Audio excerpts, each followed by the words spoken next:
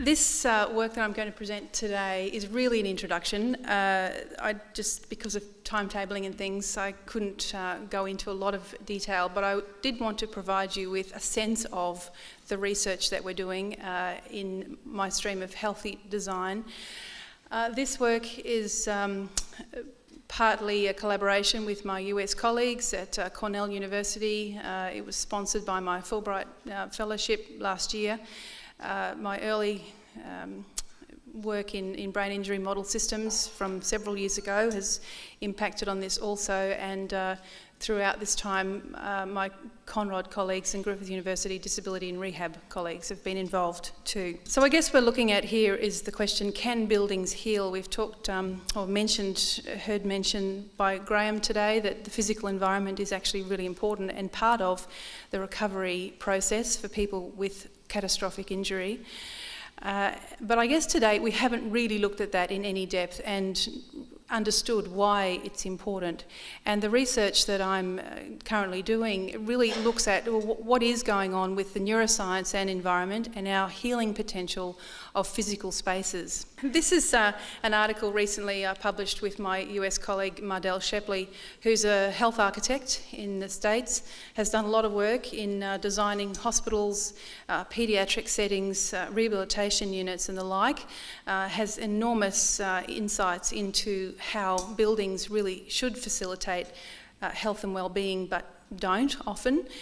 We also, in doing this article, we focused on the neuroscience of that interaction between environment and people.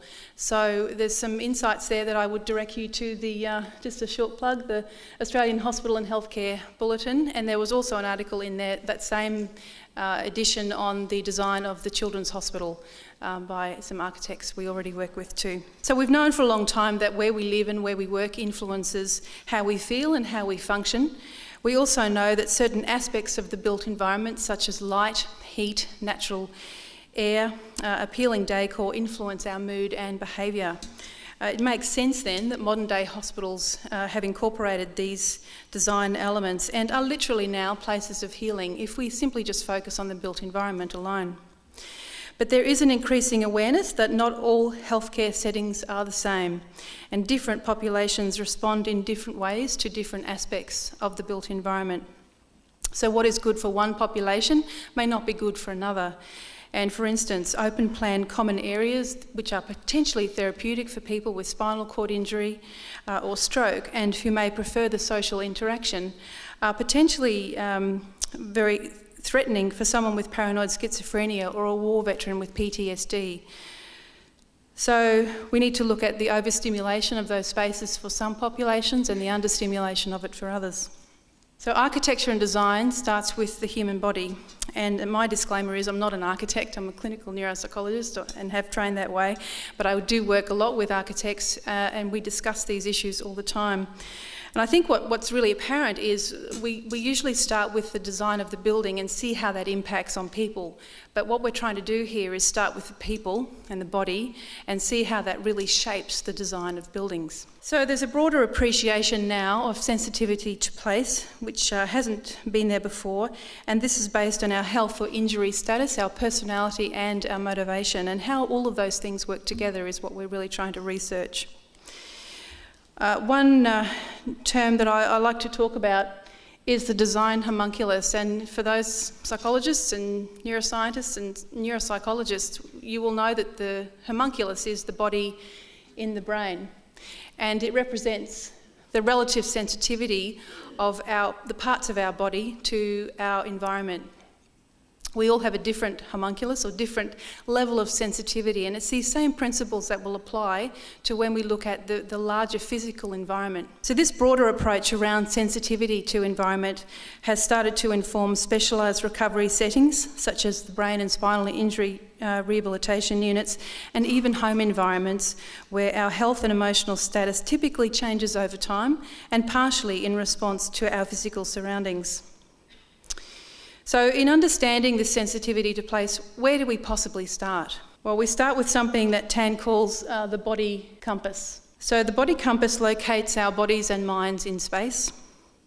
This concept is important because it is our body compass that tells us our sensory motor orientation and our internal body position. And this is different to sense of direction, which operates on a landmark system and a positional neural grid. Our body compass has important implications for the design of healthcare environments, as I'll just demonstrate here. So keeping that in mind, our representational systems, when we're moving about, we have in front, behind, left, right, a sense of gravity, what's up and what's down, and what's around us. Consider then that people in a wheelchair or tetraplegics who are in a hospital bed most of the time consider their personal body compass and what that might be like for their immediate physical environment. So people with neurological injury typically have a compromised sensory perception of the world. They may have visual spatial neglect rendering one side of their body invisible. They may have tetraplegia, as I said, or quadriplegia, and be in a bed or wheelchair where actually they have no rotational access. They don't know what's around them or behind or across them, and certainly no sense of personal gravity or weight. They often only have a single horizontal plane and a limited vertical plane, making ceilings and walls very important from a design perspective. And also equipment and mobility aids actually become extensions of the human body. And as demonstrated, the comparison with someone, an older person, their body compass is quite different to someone who's lying in a bed. Neurological injury also impacts other sensory feedback and behaviours. Individuals may be suffering from major depression, which renders their sensitivity to the yellow-blue colour axis very low, but not their red-green colour axis. So stress-reducing interventions with the use of yellow-blue stimuli are less impactful. They also may have low or high stimulus screening ability, which will moderate the degree of impact of stress-reducing settings and colours such as orange and green. So this table summarises, I know you can't read those, I'm just going to put out a couple of things there. This table summarises the different sensory and cognitive aspects of neurological conditions on functional capacity and therefore design implications. And essentially what it says is different populations, classes of injury have different needs, and the environment needs to really match that. So I think person-environment fit that we've often used in organisational psychology have a particular role in understanding healthy design also. And we can see with traumatic brain injury, diagnostically it is a diffuse injury. There's cognitive, sensory, behavioural presentation, if not other things. It's considered a whole of brain injury, but it's often invisible. It affects many areas of function, as we know. But in terms of the built environment, well, what does that mean for how we're going to design future environments? We need to consider the level of behavioural stimulation. What's a therapeutic level of behavioural stimulation based on the sensory perception of that person? What can the building offer in terms of orientation, wayfinding?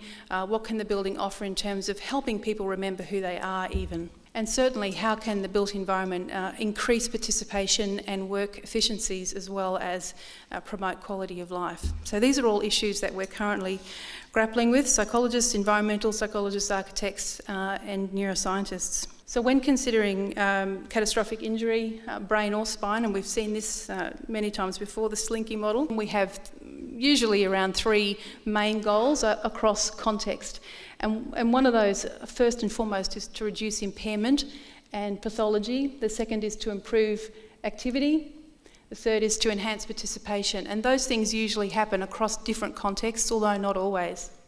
So when we think of, well, what does that mean for the built environment?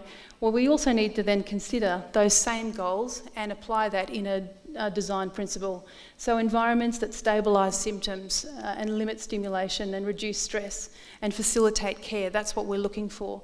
When we get to this point here of this is probably more post-acute, verging on community integration, we're looking at design goals where we can promote more healing and personal control. Patients that can do things for themselves more rather than have to ask staff to make them a cup of coffee, etc. And also, how does the family and friends become much more involved in that setting? And I think we have a lot to learn there. And then when we get down to participation, what does that mean for people returning home? And if we look at all of those, that journey, I guess, you will see that the environment certainly changes with the person, often incidentally, but I think we need to make a much more deliberate effort to change these environments over time for these people. So just to finish off, the research we're doing, as I said, is quite expansive in this area. There's a few key PhD students who are working in this field directly. Jacinta Colley, a PhD candidate sitting up the back there, is looking at trauma recovery design and currently involved in the brain and spinal injury unit at the PA hospital with the great support from Tim and his team. We have neuroscience and design study just starting, which is around looking at those optimal stimulation levels for people with aggression and stress. Courtney Wright has long done research now in home environments and design guidelines for people with complex neurological injury, and you can have a chat to Courtney and Jacinta at the end of the day. And we're continuing with our ARC project supported by the Motor Accidents Insurance Commission, which is really around decision-making systems for better design of residential environments.